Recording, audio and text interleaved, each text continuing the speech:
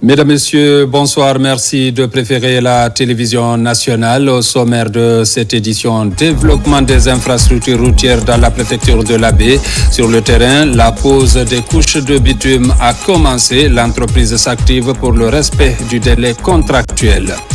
Religion, la nuit du destin, où Laylatul Qadr a été célébrée hier à travers le pays. Partout, les fidèles musulmans ont formulé des prières et bénédictions pour la paix et l'unité nationale.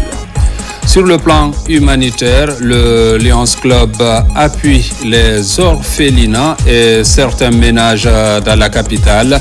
L'aide vise à soutenir ces personnes pendant cette période de Ramadan. C'est fini les titres. Dans quelques instants, les détails. Une fois encore, bonsoir et merci de la fidélité à la télévision nationale. Démarrage effectif des travaux de construction de la raffinerie d'alumine de la société minière SPIC hier mercredi dans la préfecture de Bofa. C'est le ministre directeur de cabinet de la présidence de la République, Djiba Diakité, qui a procédé à la pose de la première pierre. Cette raffinerie est d'une capacité annuelle de 1,2 millions de tonnes, conformément à la vision du chef de l'État général Mamadi Doumbouya. Ce projet vise à diversifier l'économie et à accroître les chaînes de valeur. Oumar Bari. Ça y est, un tournant historique dans l'industrialisation de la Guinée a été marqué ce mercredi 26 mars 2025 avec le démarrage effectif des travaux de construction de la raffinerie d'alumine de la société chinoise State Power Investment Corporation, SPIC. La cérémonie présidée par Djiba Diakité, président du comité stratégique de l'accord cadre sino-guinéen, en compagnie du Premier ministre chef du gouvernement Amadou Ouriba et du ministre secrétaire général de la présidence, le général Amara Kamara, s'inscrit dans la dynamique de transformation locale des ressources minières, une priorité pour le gouvernement sous la direction éclairée de son Excellence le général Mamadi Doumbouya, président de la République. Ce projet de raffinerie, le premier depuis l'indépendance du pays, concrétise la volonté du chef de l'État de ne plus se limiter à l'exportation de matières premières brutes, notamment la bauxite, mais de développer une véritable industrie de transformation. Pour rappel, la première raffinerie d'alumine, celle de Fria, a été construite pendant la période coloniale et est entrée en production en 1960, soit 65 ans. Depuis la prise de responsabilité des forces de défense et de sécurité le 5 septembre 2021, le général Mamadi Doumbouya a insisté sur l'impératif de l'industrialisation afin d'accélérer le développement socio-économique durable et responsable du pays. Dans cette optique, le chef de l'État avait convoqué dès le 8 avril 2022 toutes les compagnies minières détenant des conventions de construction de raffineries afin de leur exiger un calendrier précis pour honorer leurs engagements. L'objectif est clair. Faire de la Guinée un pôle industriel capable de transformer ses ressources sur place et de maximiser les bénéfices pour l'économie nationale. Le projet de raffinerie de SPIC à Bofa s'intègre dans le cadre de la vision Simandou 2040, un programme hautement stratégique pour le développement socio-économique de la Guinée pour les 15 prochaines années. Ce programme ambitionne de faire de la Guinée un acteur incontournable du marché des minerais transformés en Afrique et à l'international. Outre le PDG de SPIC et l'ambassadeur de la République populaire de Chine, cette cérémonie historique de lancement des travaux a rassemblé plusieurs hautes personnalités et membres du gouvernement, ainsi que de plusieurs conseillers à la présidence et au cadre de l'administration publique. Leur présence témoigne de l'importance stratégique du projet pour l'économie guinéenne. Après avoir exprimé sa gratitude au chef de l'État, son Excellence le général Mamadi Doumbouya, pour la construction de cette raffinerie dans la préfecture de Bofa, le gouverneur de la région de Boké a réaffirmé l'engagement et le soutien indéfectible des populations locales envers les idéaux du chef de l'État. Au terme du diagnostic sur l'ampleur des exportations de la bauxite brute, Son Excellence, Monsieur le Président de la République, chef de l'État, chef suprême des armées, dans un langage clair, a décliné sa vision. Dans le domaine de minier, notamment celle de promouvoir la transformation sur place des minéraux pour offrir aux Guinéens d'immenses opportunités d'emploi par la construction des raffineries. C'est pourquoi le démarrage des travaux de construction de la raffinerie d'Al-Amine marque désormais une étape importante dans l'histoire de notre nation. La mise en œuvre de ce projet est le fruit de la coopération de longue date entre la Guinée et la Chine. La visite officielle du président de la République, son Excellence le général Mamadi Doumbouya en Chine en septembre 2024 et ses échanges avec son homologue chinois, son Excellence le président Xi Jinping, ont permis d'accélérer la réalisation de cet investissement structurant.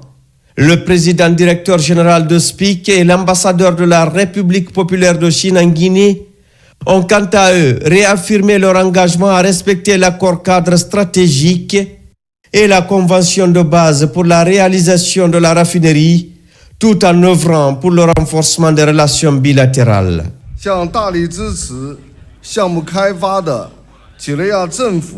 Je tiens à rendre un hommage au gouvernement guinéen, au peuple guinéen et à l'ambassade de la République populaire de Chine en Guinée pour le soutien précieux au développement de notre projet. En septembre 2013, nous avons officiellement signé la convention minière du projet avec le gouvernement guinéen. La première phase du projet a été lancée en mai 2019 et mise en service avec succès en septembre 2021. Dans le processus de développement du projet, SPIC a toujours assumé ses responsabilités sociales et a tissé avec le peuple guinéen des liens d'amitié et de confiance profonds. La première phase a créé plus de 900 emplois directs avec un taux de guinéanisation de 84,2%. Nous avons recommandé d'excellents employés guinéens pour participer à divers programmes de formation en Chine afin de renforcer leurs compétences professionnelles.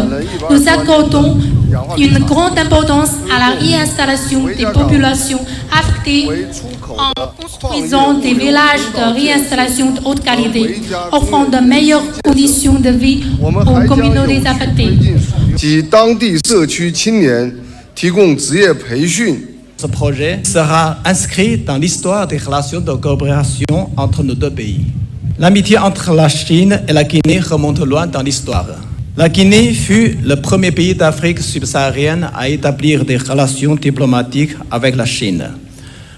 Durant les 66 ans écoulés, la confiance mutuelle, le soutien réciproque ont toujours été au cœur de nos relations. Ces dernières années, grâce à la coopération dans le cadre de l'initiative La Ceinture et la Route et du Forum sur la coopération sino-africaine, la coopération entre la Chine et la Guinée a connu un formidable essor.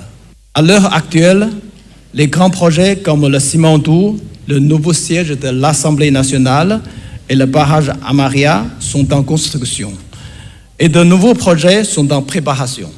En septembre dernier, le sommet de Beijing du FOCAC s'est tenu avec succès, au cours duquel Son Excellence, Monsieur le Président Mamadi Doumbouya, a eu un entretien fructueux avec Son Excellence, Monsieur Xi Jinping.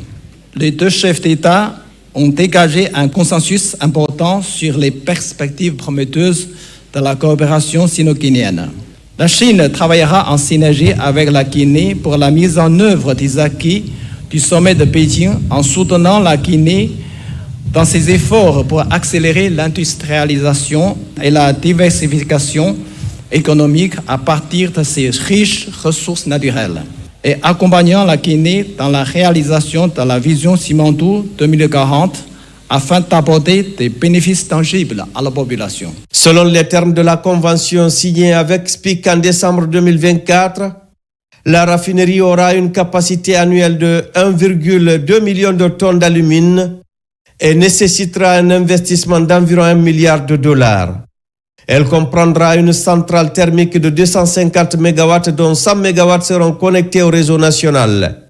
Un quai d'expédition de 35 000 tonnes pour faciliter les exportations. des infrastructures auxiliaires et un système énergétique dédié. Au-delà de l'impact industriel, le projet va générer 600 emplois directs et plusieurs emplois d'opportunités indirectes. Il va favoriser également le transfert de compétences et de technologies à travers la formation d'une main-d'œuvre locale qualifiée en contribuant à l'augmentation des recettes fiscales de l'État. Son Excellence, Monsieur le Président de la République, le général Mamadi Doumbouya est en train d'écrire une nouvelle page de l'histoire économique de notre pays qui ne se limite pas seulement au projet Simandou, car c'est la renaissance politique, économique et sociale de notre pays qui est en marche. Depuis l'avènement au pouvoir du CNRD le 5 septembre 2021, d'importantes réformes ont été mises en œuvre dans le secteur minier sous le leadership de son Excellence le général Mamadi Doumbouya, chef de l'État. Ces réformes ont fait de la Guinée un acteur de l'industrie de la bauxite, d'alumine et d'aluminium, à cause de son impact sur le cours mondial du métal blanc. Pour illustrer cela, un tiers de la production mondiale d'aluminium, soit environ 25 millions de tonnes sur 70 millions de tonnes produites en 2023, proviennent de la bauxite guinéenne. Je me réjouis de constater que le démarrage des travaux de construction de cette raffinerie se fait conformément au chronogramme prévu dans l'accord de mise en œuvre signé entre SPIC et le gouvernement guinéen à travers le comité stratégique sino-guinéen en décembre 2024. Le site de la raffinerie est situé dans la zone industrielle de Cap-Verga-Bel-Air, dimensionné sur une superficie de 33 hectares. Le procédé technologique de production d'alumine sera celui de Bayer. Le président de l'accord cadre sino-guinéen, Djiba Diakité, également président du comité stratégique du projet Simandou, a souligné la détermination du chef de l'État à poursuivre les réformes structurelles dans le secteur minier.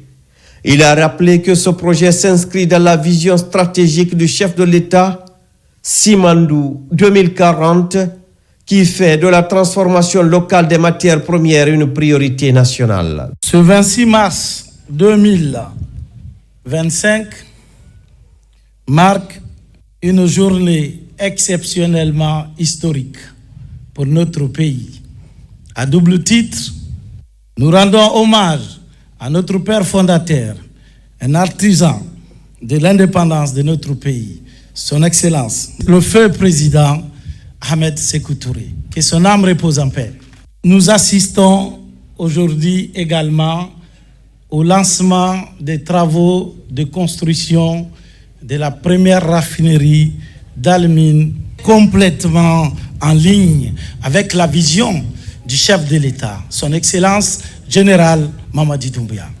Une vision hautement stratégique de développement socio-économique de la Guinée pour les 15 prochaines années à travers le pilier 3, infrastructure, transport et technologie du programme Simandou 2040 de la République de Guinée indépendante et souveraine. La présente cérémonie qui nous réunit aujourd'hui représente une avancée majeure dans la marche vers l'industrialisation de notre pays. Grâce à la détermination, à la volonté, à la clairvoyance, au leadership fort de son Excellence, le général Mamadi Doumbouya. Transformer sur place la bauxite en alumine, ici à Bofa, oui, c'est possible. Dès le 8 avril 2022, le chef de l'État avait invité et rappelé toutes les entreprises minières opérant en Guinée leurs obligations de construction de raffineries, conformément à leur convention de base. Les entreprises qui ont tous l'obligation de construire leurs raffineries en Guinée n'ont plus d'excuses, doivent se conformer au code minier de la République de Guinée et se conformer à leurs conventions signées. L'exécution de l'obligation reste un impératif pour la transformation sur place de notre matière première afin de créer les conditions de développement d'un corridor de prospérité. C'est dans ce cadre que le 14 décembre 2024, la République de Guinée, avec le comité stratégique de Simandou, accompagné également des membres de l'accord cadre stratégique sino-guinéen, nous avons signé avec la société State Power Investment Corporation, SPIC, un accord de mise en œuvre portant sur la réalisation d'une usine d'alumine pour matérialiser la vision du chef de l'État, son Excellence, le général Mamadi Doumbouya. Une vision très claire de diversifier l'économie et accroître la chaîne de valeur ajoutée à partir des ressources naturelles du pays. C'est l'occasion pour nous de rappeler à toutes les entreprises minières que le processus de transformation des matières premières sur place devient incontournable en République de Guinée. Il leur appartient de tout mettre en œuvre pour exécuter leurs obligations, je dis bien leurs obligations de construction de raffineries conformément à leur convention de base en respectant strictement le code minier de la République de Guinée. Sous la clairvoyance du président de la République, le général Mamadi Doumbouya, l'État prendra toutes ses responsabilités pour faciliter la mise en œuvre des raffineries en République de Guinée. Construire la raffinerie en République de Guinée n'est pas une fatalité. Je pense qu'aujourd'hui en est une illustration éloquente prouvée par l'entreprise State Power Investment Corporation SPIC grâce à la coopération entre la République populaire de Chine et la République de Guinée. Le président du comité stratégique de l'accord cadre sino-guinéen Djiba Diakité a par ailleurs mis en avant le contenu local qui tient à cœur le chef de l'État. Le respect du contenu local, cher au chef de l'État, est également un impératif clé dans les documents contractuels signés par l'entreprise SPIC. Non seulement dans la phase de construction, mais dans la phase d'exploitation. Et pour l'État guinéen, c'est très clair. Le contenu local, c'est 3 objectifs clés. Simple. C'est donner du travail aux Guinéens, c'est-à-dire du travail de top management, c'est-à-dire de l'équipe dirigeante, jusqu'aux ouvriers. Priorité donnée aux Guinéens. C'est ça le contenu local. C'est de donner des opportunités de business, des opportunités des affaires aux entreprises à capitaux guinéens. C'est-à-dire que les dividendes tombent dans la poche des Guinéens. La formation des Guinéens pour anticiper le transfert des compétences et des technologies sont essentiellement les 3 objectifs clés du contenu local, conformément à la vision du chef de l'État. Le lancement de la construction de cette raffinerie représente une étape majeure vers l'industrialisation de la Guinée. Il marque le début d'une nouvelle ère où la transformation locale des ressources naturelles devient une réalité avec des retombées positives pour l'économie et les populations. Avec ce projet phare, la Guinée pose un jalon décisif vers son émergence industrielle tout en consolidant son partenariat stratégique avec la Chine. La mise en service de cette raffinerie d'alumine dès juin 2028 contribuera sans aucun doute à renforcer l'indépendance économique du pays et à asseoir sa position sur le marché international des minerais transformés grâce à la ferme volonté du président de la République, son Excellence, le général Mamadi Doumbouya. Et puis la construction des travaux routiers, une des priorités du gouvernement et du CNRD. Les voiries des villes à l'intérieur du pays sont en train d'être bitumées. À la baie, les travaux de construction et de bitumage de la voirie urbaine sont relancés. Ces travaux donnent beaucoup d'espoir à la municipalité. Reportage Abdoulaye Yakassila, Aboubakar Junior Kamara. Les travaux de construction et de bitumage de la voirie urbaine de l'Abbé sont relancés sous les impulsions du ministère des Infrastructures et Travaux Publics à travers la Direction nationale des voiries urbaines. Ici, plusieurs axes de la ville sainte seront bitumés avec les caniveaux et autres ouvrages hydrauliques. C'est quelque chose qu'on attendait longtemps et aujourd'hui on est très content, très satisfait de voir que c'est devenu une réalité. Et je crois aussi que la population de l'Abbé, qui a longtemps attendu, aujourd'hui est très contente de voir que les travaux ont démarré et qu'on remercie vraiment le gouvernement, on remercie le CNRD pour toutes les actions entreprises au niveau de la baie. Je remercie très bien le président de la République, le général Mamadi Doumbouya.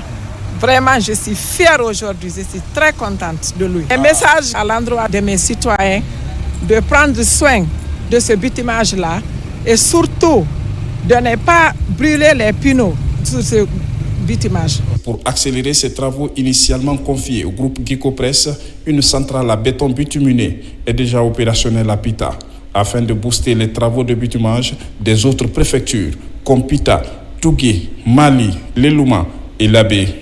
En train de bitumer aujourd'hui, les deux sont en train de faire le terrassement là-bas. On fait cumulativement les deux jusqu'à la fin. Toutes les dispositions sont déjà prises. Le ministère des Infrastructures et des Travaux publics accorde de l'importance capitale en mettant en place la mission afin de veiller sur la qualité de ces travaux qui tiennent à cœur le président de la République.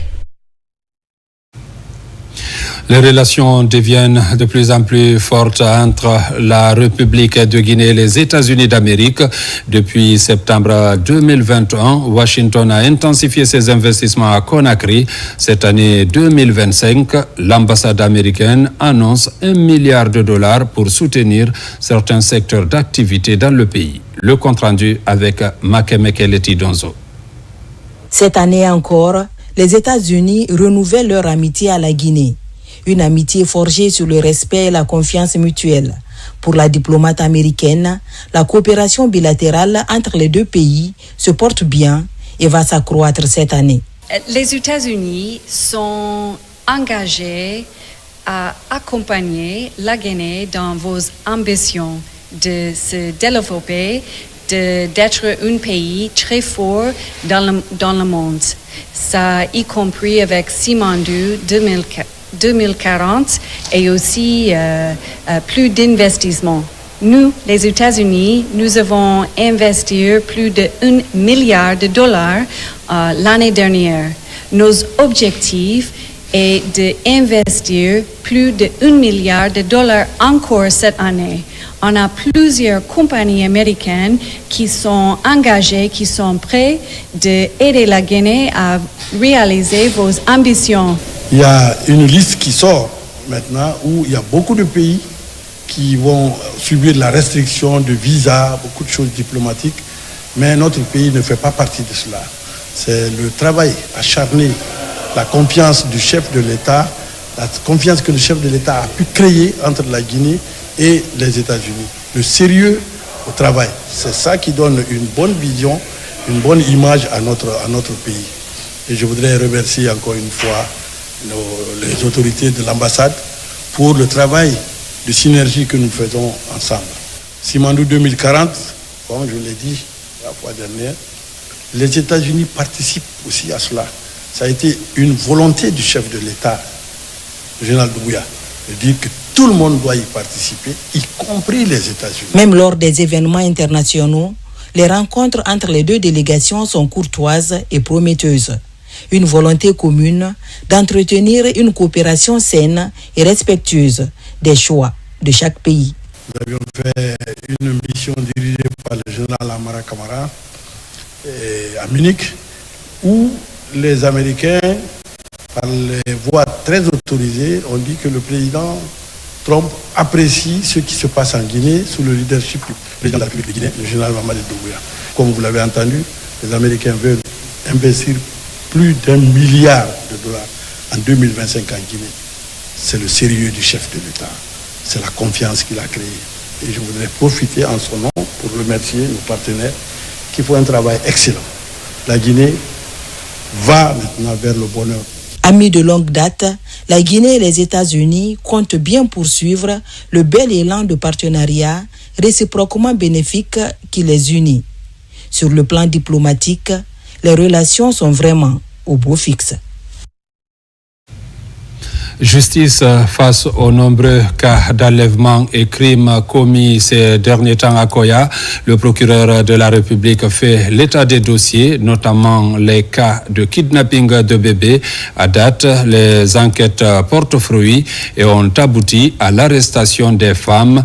Elles sont poursuivies par la justice pour enlèvement de nouveau-nés. Le procureur de Koya a aussi évoqué le cas du médecin Aboubakar Momo Touré, récemment tués dans la localité. Le compte rendu avec Tierno Younoussaba. Les faits d'enlèvement de bébés font la une des réseaux sociaux. Ces derniers jours, 2 nouveau-nés ont simultanément fait l'objet de kidnapping dans la préfecture de Koya. Le premier cas a abouti à l'interpellation d'une mise en cause de 17 ans. Et le second concerne Dame Salimatou Bangoura, poursuivie pour enlèvement d'un bébé dans l'enceinte de l'hôpital préfectoral. Nous avons requis l'ouverture des enquêtes qui ont abouti pour le moment à l'interpellation d'une suspecte nommée Adama Awa Diallo, élève en classe de 12e année, résidente à Kindia et âgée de 17 ans. Aussi, dans le même sillage, une dame du nom de Salimatou Bangoura, née en 90, mariée et mère d'un enfant domicilié à Samatran, a été interpellée en sortant de l'hôpital préfectoral de Koya avec un nouveau-né qu'elle avait enlevé. À Koya, les infractions pénales prennent de l'ampleur. Le cas d'assassinat en plein jour de Dr Aboubakar Momo Touré est illustratif. Le tragique assassinat de Dr Aboubakar Momo Touré, médecin domicilié à Frigadi Nord, survenu dans la matinée de vendredi aux environs de 11h. Les enquêtes à ce jour sont menées par le commissariat central de Koya et nous suivons minutieusement. Nous voudrions profiter de ces instants pour présenter nos condoléances à la famille éplorée. Le procureur s'est aussi prononcé sur l'affaire d'Ibrahima Diawara, renvoyé devant le tribunal criminel pour avoir égorgé un enfant. L'accusé justifie son crime pour avoir été insulté par la victime. Cependant, la procédure contre Ousmane Sow, déguisé en femme, dont l'image a fait le tour dans les médias sociaux, est poursuivie pour enlèvement et vol de téléphone. Du 10 au 21 mars de ce mois, la Guinée a participé aux travaux de la 69e session des Nations Unies sur les conditions de la femme. La présentation du rapport national sur 12 points critiques du plan de Beijing à l'organisation de l'événement parallèle par la Guinée. En passant par les rencontres bilatérales, la Guinée a fait une participation remarquable à cette session. Compte rendu, Mohamed De Camara. La 69e session des Nations Unies sur la condition des femmes a connu une participation remarquable de la délégation guinéenne.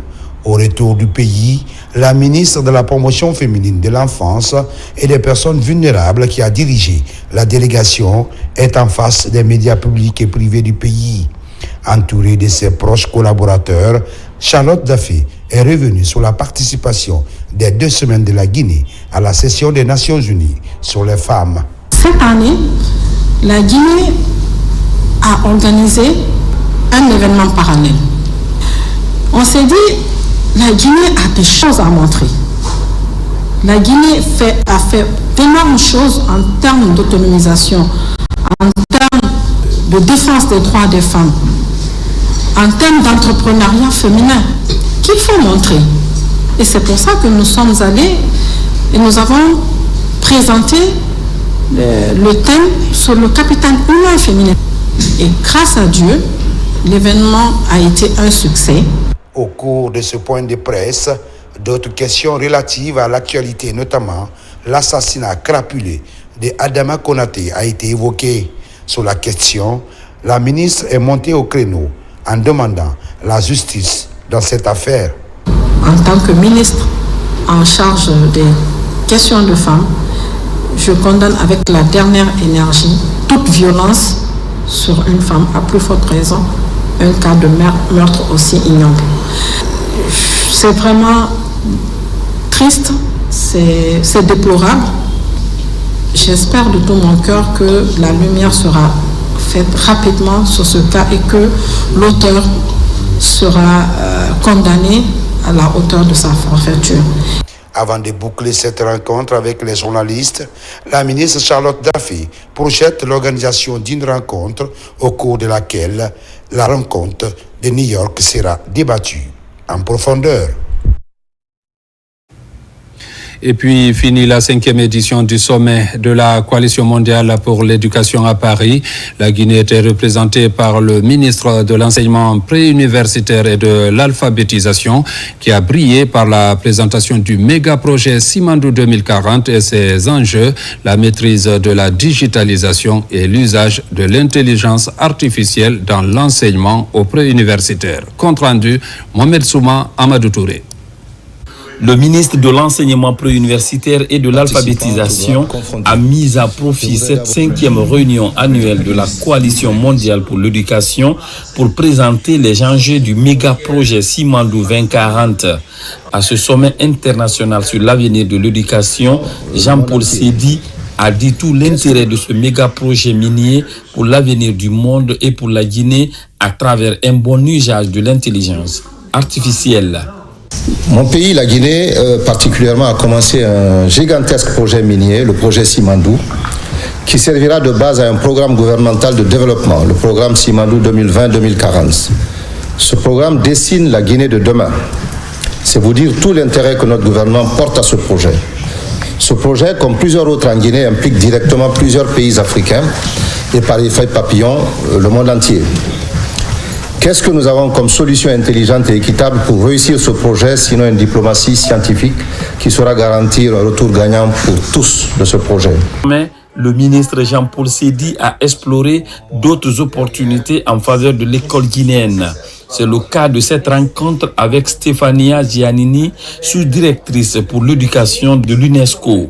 Monsieur le ministre m'a expliqué qu'il est très engagé à valoriser la profession enseignante. Nous aussi à l'UNESCO, nous pensons que pour avoir des éducations de qualité, il faut avoir des enseignants bien préparés, bien motivés. Cette édition de la Coalition mondiale pour l'éducation, au-delà d'un sommet, a servi de tribune aux responsables de l'enseignement préuniversitaire et de l'alphabétisation d'exprimer de vive voix les acquis, défis et perspectives de l'école guinéenne.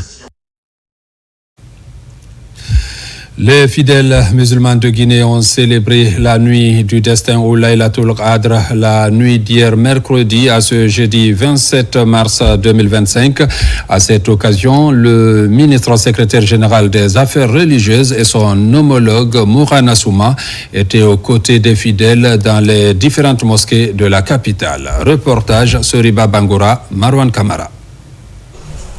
Le mois saint de Ramadan tire à sa fin. Les 10 derniers jours sont les plus importants pour les fidèles musulmans. C'est dans cette période que se situe la nuit du destin ou Laylatul Qadr, dont la grâce équivaut à 1000 mois d'adoration selon le Coran. Compte tenu de son caractère particulier, le ministre secrétaire général des Affaires religieuses a mis à profit cette nuit pour communier avec les fidèles des différentes mosquées de la capitale. Le président nous a chargé de venir remercier le collège des imams pour toutes les prières ferventes. Nous avons constaté pendant ces 2 mois sacrés que les religieux sont attachés aux idéaux et l'esprit de la paix. Nous vous encourageons de continuer à adopter ces bonnes conduites de morale, même après le mois saint de Ramadan. Je prie le Tout-Puissant Allah qu'il vous bénisse tous et que Dieu accorde à tout et chacun de nous tous les mérites de Laylatul Qadr. Dans plusieurs mosquées et lieux publics de Conakry, les fidèles musulmans ont profité de cette nuit pour se rapprocher de Dieu et obtenir sa miséricorde en accomplissant des actes comme la prière, la lecture du Saint-Coran et l'aumône. C'est une occasion que Dieu nous a donnée pour nous permettre de rechercher cette nuit de destin. On ne peut que le magnifier, on ne peut que implorer sa grâce sur notre pays, en sa tête le président de la République.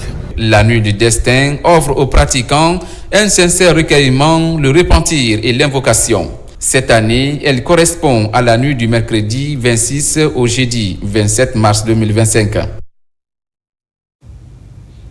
À Conakry, cette nuit a été marquée par la lecture du Saint-Coran, suivie des prières et des cantiques dans plusieurs mosquées. Des bénédictions ont été également faites pour le renforcement de la cohésion sociale en Guinée. Compte rendu, Moussa Bangoura. À Conakry, la capitale, la nuit du 26 au 27e jour du mois de Ramadan s'est déroulée dans les conditions souhaitables. À la mosquée Sissela, à Antafassa, commune de Tombolia, tout comme à la mosquée du Kankamayen, des prières et bénédictions ont été faites pour le pays et pour la réussite des actions entreprises par le gouvernement. Là-dessus, les bienfaits du jeûne et l'importance de cette nuit du destin ont été expliqués aux fidèles musulmans. Si tu adores et tu gagnes cette nuit-là, tu peux avoir la bénédiction de plus de 80 ans. C'est à cause de ça que nous sommes là aujourd'hui pour veiller ensemble avec toutes les staffs pour avoir cette bénédiction. La nuit du destin, il est conseillé à tout musulman d'être dans l'optique de l'adoration de Dieu. La nuit du destin est mieux que 1000 mois. Dans le Grand Conakry, la nuit du destin a été célébrée sur fond d'invocation, de prières, de sacrifices et de récitation du Saint-Coran. Au niveau des différentes mosquées de la zone, à savoir Sanoya, Mania et Kagbele, 12 mosquées ont été ciblées par l'Union des femmes leaders de Sanoya pour le développement de la Guinée. Ces femmes apportent des repas pour encourager la foi islamique en faveur du développement socio-économique de la Guinée. Tout le monde est là pour prier pour le président de la République, pour la nation guinéenne et pour notre commune. Aujourd'hui, nous sommes fiers que Dieu nous donne longue vie jusqu'au jour d'aujourd'hui pour assister à cette nuit. Cette nuit qui donne vraiment de l'amour, qui donne l'amour de l'islam à toutes les femmes. Et au cours de cette nuit, nous recevons des conseils. À la Sigmadina, Laylatul Qadr a été marquée par une conférence débat et de lecture du Saint-Coran. Jeunes, femmes, religieux et chefs de famille étaient tous mobilisés. La nuit du destin a été aussi célébrée à l'intérieur du pays, de Boké, Sigiri, en passant par Mamon Farana ou encore l'Abbé. Les fidèles musulmans ont pris d'assaut les mosquées et autres espaces de prière pour implorer la grâce divine. Le tour d'horizon est signé de notre équipe basée en Zérékoré, Lancé Kamisoko. La nuit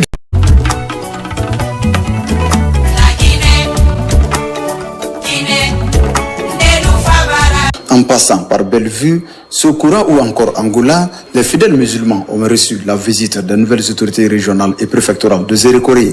Des moments de communion teintés de messages de paix et d'unité nationale. J'invite toutes les couches à se mettre au rendez-vous pour préserver, consolider la paix, la quiétude. Un message de plaidoyer surtout à l'endroit des fidèles musulmans de continuer à renforcer la solidarité, la fraternité, mais aussi le vivre ensemble. Dans la cité religieuse de Karamoko Alpha Mollabé, à l'instar des autres régions du pays, l'inspecteur régional des affaires religieuses, en face des fidèles musulmans, donne les avantages de cette nuit du destin. La nuit du destin est l'une des meilleures nuits d'adoration de Dieu dans l'année. Dieu récompense la personne qui l'adore durant cette nuit et c'est seulement au mois de Ramadan que cette récompense d'Allah s'obtienne, surtout les 10 derniers jours du mois. Dans la cité d'Alumine de Fria, tout comme à Boké, la célébration regroupe autorités administratives, religieuses et fidèles musulmans autour du livre saint. Une nuit bénéfique pour les musulmans de la Guinée, de l'Afrique et particulièrement de Fria. Je voudrais remercier tous les fidèles musulmans en ce jour saint pour la paix, pour la prospérité et le vivre ensemble en Guinée. À Mamonville, Carrefour et à Kindia, la nuit du destin a été célébrée dans l'union et la cohésion entre les fidèles. Des moments solennels pleins de signification dans la foi musulmane. L'adoration pendant cette nuit du destin vaut mieux que l'adoration pendant 1000 mois sans cette nuit du destin. Ça, c'est dans le Coran. Chaque année, le mois de Ramadan, qui est un mois d'expiation, un mois au cours duquel le croyant, le musulman se purifie, comporte cette nuit. La nuit d'aujourd'hui, c'est une grande nuit. Il faut sortir pour remercier les gens, pour remercier les imams, tout ce qu'ils ont fait pour le pays, les bénédictions pour le pays. Dans la foi musulmane, la nuit du destin équivaut à 1000 mois, soit 83 ans et 4 mois d'adoration. D'où la motivation de chaque fidèle à chercher les bénédictions de cette nuit exceptionnelle. Intéressons-nous aussi à la fête du Ramadan. C'est pour bientôt. Le secrétaire général des affaires religieuses se concerte avec les secrétaires communaux de Conakry. Au cours des échanges, un comité d'observation de la Lune a été mis en place. Marwan Kamara. En prélude à la célébration de la fête de Ramadan, le ministre secrétaire général des affaires religieuses se concerte avec les secrétaires généraux chargés des affaires religieuses des 13 communes et des cabinets du secrétariat général des affaires religieuses. Il est question d'échanger sur les dispositions pour faire respecter les principes liés à l'observation de la Lune qui marquera la fin du Ramadan. Monsieur le Président de la République, chef de l'État, chef suprême des armées, m'a orienté à travers le Premier ministre, chef du gouvernement, de prendre toutes les dispositions utiles pour marquer le début et la fin du Ramadan conformément aux inscriptions divines. Cette approche éducative s'inscrit dans la volonté des autorités à travers le secrétariat général des affaires religieuses à veiller au bon déroulement de la fête de Ramadan sans contradiction. Le samedi prochain, qui correspond le 29 mars 2025, est une journée de doute. Cela veut dire que la nuit, si par la grâce de Dieu, le croissant linéaire qui marque la fin du Ramadan est observé, nous devons observer la fête le lendemain. Et si ce n'est pas observé, l'autorité compétente peut prendre une disposition conformément au point de vue des oulémas. À travers cette autorité, ils vont sensibiliser, communiquer toute la mosquée de la Guinée.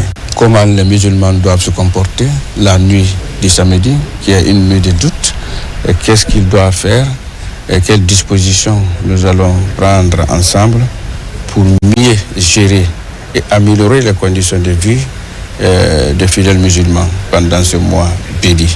À cette occasion, le ministre secrétaire général des affaires religieuses appelle les fidèles musulmanes et musulmans à respecter les règles édictées par les autorités afin de passer la fête de Ramadan dans la communion et la convivialité.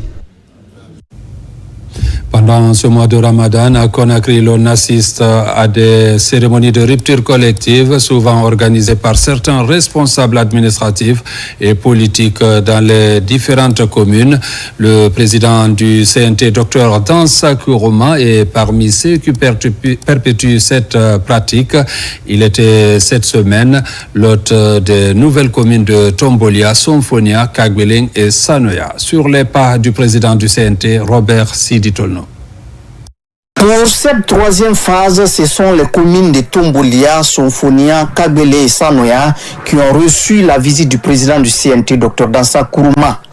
Objectif, partager avec elle pendant ces mois saints de Ramadan le repas collectif dans un esprit de communion et de fraternité. La rupture collective a été une occasion, une opportunité pour que nous lancions ce message d'unité, de cohésion, toutes choses sans lesquelles le développement ne serait possible. Nous ne pouvons que nous réjouir et vraiment le féliciter, le fait qu'il se rapproche davantage du bas peuple.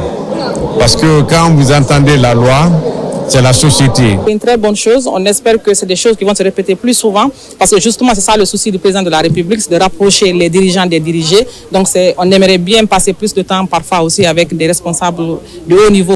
Nous étions aujourd'hui en communion pour développer la cohésion sociale, rassurer l'autorité au sommet de l'État, qu'à Sanoya, c'est le bon vivre ensemble. Partout où ces ruptures collectives ont eu lieu, l'accueil a été chaleureux et enthousiaste.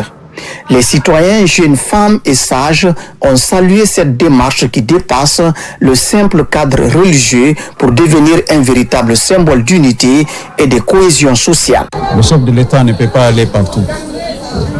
Nous qui sommes ses collaborateurs, nous qui sommes ces missionnaires, nous avons pour tâche essentielle de transmettre les valeurs profondes que le président de la République ressent et consent.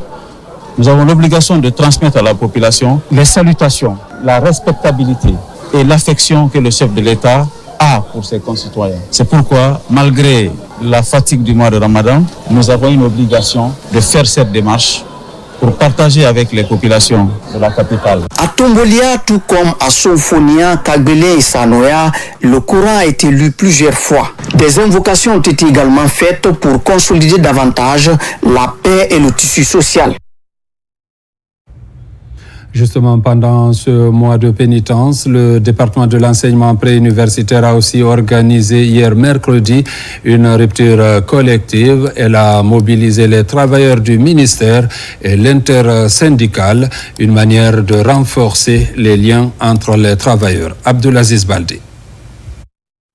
Loin de leur bureau, les cadres du ministère de l'enseignement préuniversitaire se donnent rendez-vous pour une rupture collective. L'un après l'autre, les travailleurs arrivent et se dirigent directement autour d'une table pour des causeries éducatives en attendant l'appel de la prière. Raffermir les liens entre les cadres et renforcer la cohésion sociale en ce mois de pénitence sont entre autres visions prônées par le chef du département du préuniversitaire, Jean-Paul Sédi. Nous sommes vraiment satisfaits. Nous pensons que cette initiative va se poursuivre pour l'intérêt de tous les travailleurs. Nous pensons que cette période de Ramadan a été mise à profit pour faire des prières, des bénédictions pour notre président, le général d'armée Mamadi Doumbouya. Au nom du personnel de ce département, nous voudrons très sincèrement remercier Monsieur le ministre Jean-Paul Sédi pour l'initiative prise pour cette rupture collective pour ce mois de Ramadan 2025. Dans une atmosphère de convivialité, les cadres de l'éducation coupent le jeune dans l'allégresse.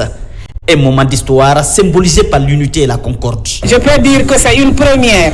En tout cas, par rapport à la participation de l'intersyndicale de l'éducation, nous remercions le département et nous aurions souhaité que cela soit continuel parce que cela va raffermir encore de plus les liens de fraternité. Une bonne chose doit être perpétuée dans le temps. C'est le social qui fait la force de l'Afrique, en général, en particulier la République de Guinée. Ne pas prôner le social pour aller vers l'atteinte des objectifs, je pense que toute réforme serait vouée à l'échec. Réunis autour d'une même table, les travailleurs du ministère en charge du préuniversitaire et l'intersyndicale de l'éducation ont fait des prières et des bénédictions pour la consolidation de la fraternité dans ce département hautement stratégique. À Fourekaria, des vivres et enveloppes symboliques ont été remises à la population. Un don du chef de l'État général Mamadi Doumbouya pour soulager les populations de cette localité en ce mois de pénitence. Reportage Karim Kamara. 26e jour du Ramadan à Fourekaria. Cette ferveur de la population depuis le pont sur le fleuve Kissi-Kissi est le début d'une rencontre spirituelle.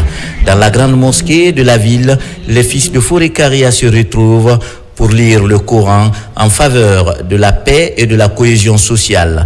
On soutient quelqu'un de la fausseté? Je ne crois pas, non. Si on n'est pas lâche. On le soutient parce qu'il est en train de faire, c'est bon. Et si c'est bon, on doit apprécier.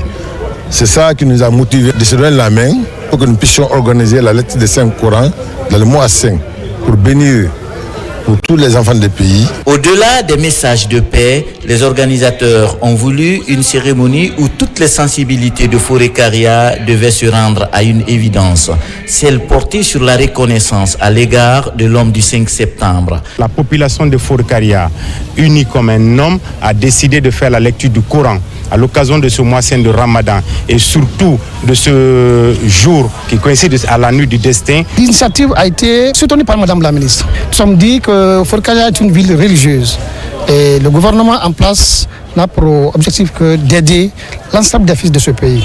Alors, cela ne peut être possible que dans la paix, la cohésion. Et comme une bonne nouvelle n'arrive jamais seule, les deux ministres ont mis l'occasion à profit pour présenter le don de vivres fait par le président de la République en faveur des 10 communes rurales de Moria et de la ville de Forêt-Caria. Le président de la République porte Forêt-Caria en lui, partout où il se trouve.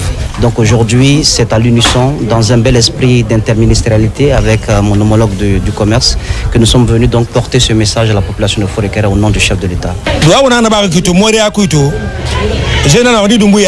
Ce soutien au chef de l'État prouve que les Guinéens sont satisfaits du comportement de leur président.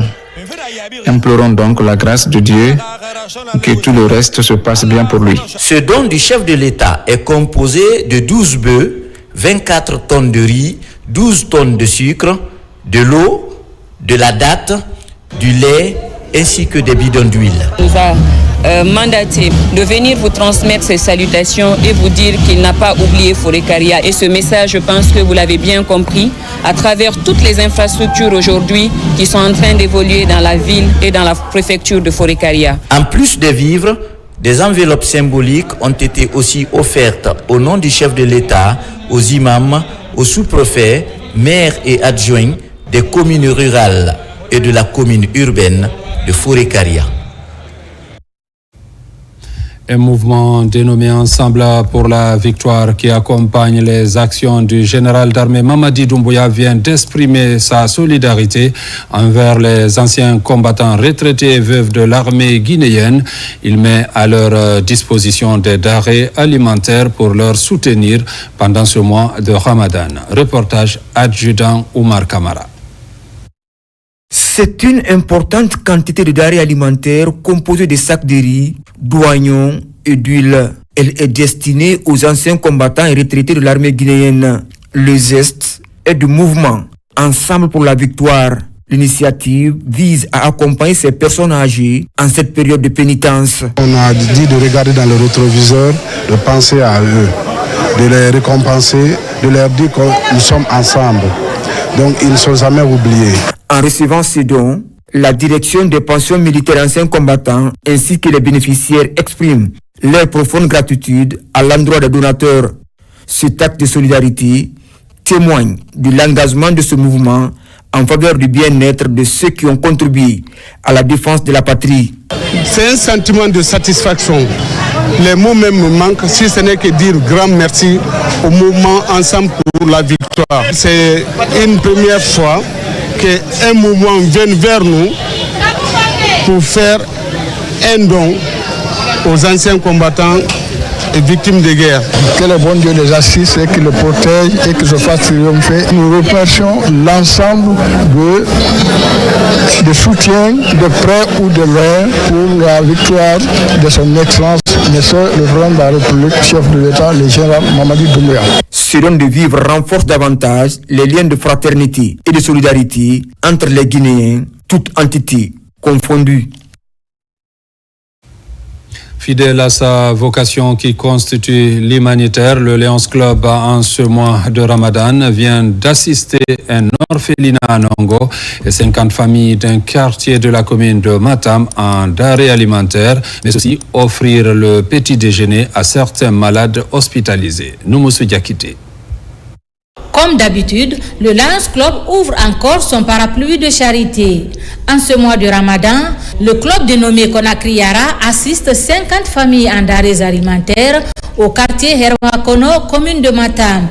Un don composé de riz, d'huile et de sucre. Je suis contente pour ce mois de carême-là.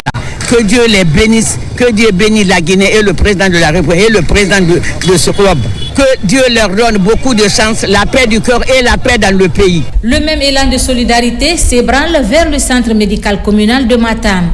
Ici, 20 malades hospitalisés reçoivent le petit déjeuner plus une enveloppe symbolique. Si Lions Club fait ses dons à nos malades, c'est une fierté. Et je dirais qu'ils ont emboîté les pas du CNRD.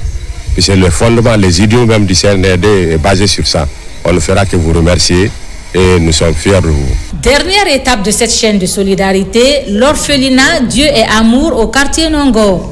Le Lions Club Conakry Yara offre aux enfants de l'orphelinat des denrées alimentaires plus une enveloppe. Je suis très content pour recevoir toute la nourriture des Lions Club pour venir nous soutenir pour tout ce qu'on est en train de faire. Vraiment, ils ont fait un grand travail, c'est vraiment humanitaire. Je leur dis merci pour tout ce qu'ils ont fait pour nous. Nous avons été tous sensibles aux propos de la directrice ici présente à côté de moi. On est touché à plus d'un titre. Mon appel va à l'endroit des bonnes volontés, des gens de cœur, de venir vers les orphelins parce qu'ils en ont besoin de nous et ils ont besoin de soutien. Au-delà de cette assistance, le Lions Club Conakry Yara décide que désormais, l'essentiel de ses dons soit orienté dans cet établissement charitable où près de 50 orphelins sont élevés. À quelques jours de la fin du mois saint de Ramadan, les actes de charité se multiplient. En témoigne la remise de cet important lot de vivres aux citoyens de la commune urbaine de Guessia pour alléger leurs charges en cette période de pénitence. Reportage Mamadi Gassama. Mois saint de Ramadan, période de pénitence, mais également des générosités. Ces slogans semblent être bien perçus par des bienfaiteurs. C'est le cas de Morlaï Souma, citoyen de la commune de Bessia, qui fait parler son cœur à travers la remise de cet important lot de vivres et des enveloppes symboliques. Nous sommes à un mois saint de Ramadan et de carême chrétien. Le président de la République, le général Mamadi Doumbouya, a imprimé cette vision du bien-être des Guinéens. Il a demandé à tous ses collaborateurs de s'investir dans ce sens. Nous profitons donc de ce mois saint de Ramadan pour accompagner cette vision du président de la République. La démarche, qui n'est pas la première, vise à alléger les charges des citoyens en cette période de pénitence. L'acte que M. Souma vient de poser en ce mois saint de Ramadan nous prouve ici à suffisance, au niveau de notre commune, que chaque citoyen guinéen, où qu'il soit, à l'aide de quelques moyens dont il dispose, doit poser un acte quelque part pour accompagner, pour appuyer, pour soutenir notre cher président, son excellence Mamadi Doumbouya. Le mois de Ramadan tire à sa fin. Le geste va donc aider ses citoyens à mieux célébrer la fête de l'Aïd el-Fitr en famille, dans la joie et dans la gaieté. Et puis, tenue de la 98e Ziara de Thierno Aliou Oubadian, elle mobilise autorités politiques, religieuses et talibés. Un concours de lecture du Saint-Coran a couronné cette rencontre religieuse. Sarafdine Diallo, Mamadou Alpha Baldé. La Ziara de Thierno Aliou Oubadian est l'un des plus grands événements religieux du Fouta. Pour cette 98e édition, des érudits, talibés et karamoko sont venus de partout pour marquer les 2 jours de lecture du Saint-Coran. C'est vraiment un bonheur immense pour moi de constater tout cet engouement de la part de tous les descendants, arrière, petits-fils, fils de Thierno Aliou Oubadian. Et aussi la communion avec tous les fidèles musulmans de la contrée et de toute la Guinée. Thierno Aliou Oubadian est réputé pour son érudition. Il a fait de sorte qu'il y ait une ouverture de l'islam vis-à-vis de tout le monde. Et dans cette ouverture, il a inclus les femmes. Il a toujours souhaité que les femmes soient instruites autant que les hommes. La Ziara de Thierno Aliou Oubadian est aussi un moment de rassemblement, d'adoration et de promotion d'un islam de paix. La Ziara de Thierno Aliou Oubadian a mobilisé des fidèles musulmans venant de partout. Nous avons lu le Coran plusieurs fois.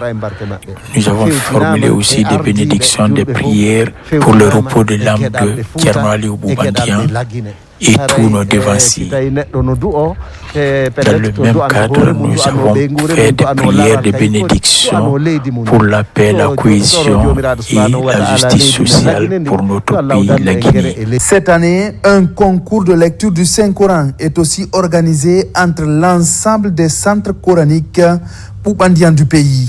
Les meilleurs sont récompensés. À présent, nous vous donnons lecture de ce communiqué.